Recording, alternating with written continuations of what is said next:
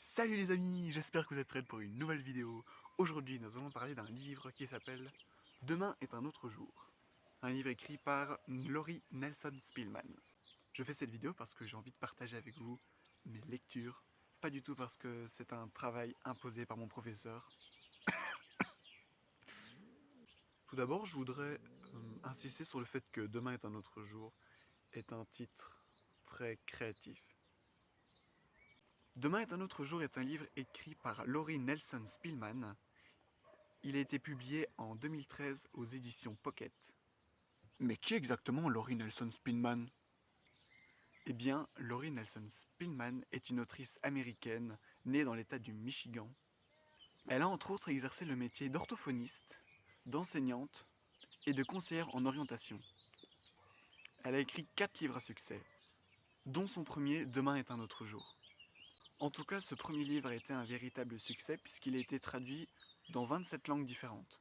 Ah bon? Parce qu'il existe plus de 27 langues? Maintenant, je vais vous parler un petit peu du résumé de ce livre.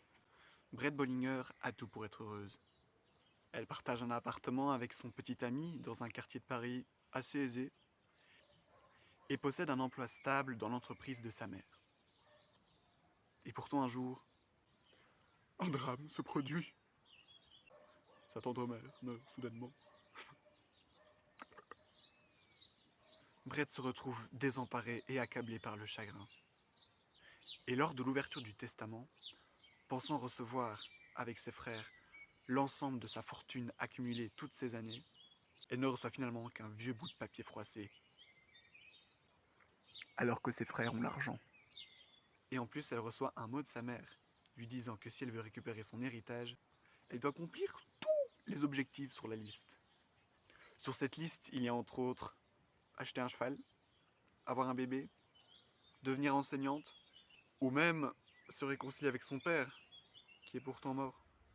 Et c'est ainsi que Brett Bollinger pourra recevoir son héritage, essaye d'accomplir un par un ses objectifs.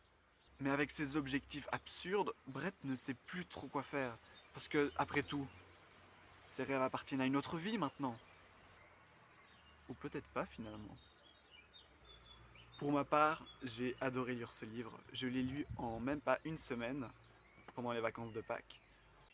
Sur une échelle de livrophobe à livrophile de 1 à 10, je me situerais plutôt dans les alentours de 6. Donc une semaine, c'est franchement pas mal pour terminer un livre qui fait 437 pages. Et donc le livre était vraiment très chouette, très agréable à lire. Comme j'aime bien les livres de développement personnel, tout ce qui est le pouvoir du moment présent d'Eckhart Tolle, le livre des 5 blessures émotionnelles de Lise Bourbeau, ou encore les 4 accords Toltec de Ruiz.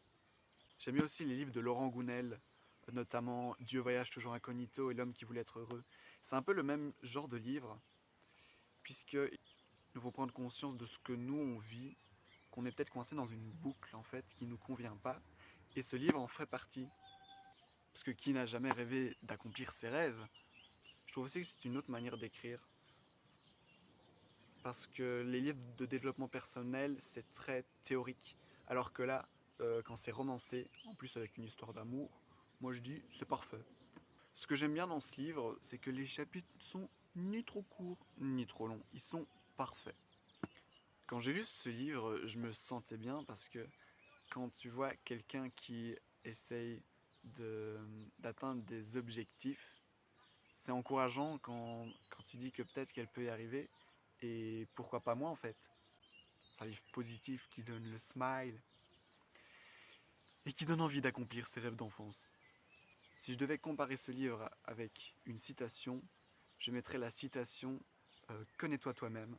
Parce que je trouve que c'est en connaissant ses rêves, comme ceux qui sont sur la liste de Brett, que nous pouvons après agir en conséquence. Et donc c'est seulement si on se connaît bien soi et ce que l'on veut, que l'on peut après agir. Voilà, c'est tout pour cette vidéo. J'espère que vous avez apprécié. Et sur ce, je vous laisse et on se dit peut-être à bientôt, pourquoi pas, pour une nouvelle vidéo. Et n'oubliez pas que demain est un autre jour. Allez, tchuss!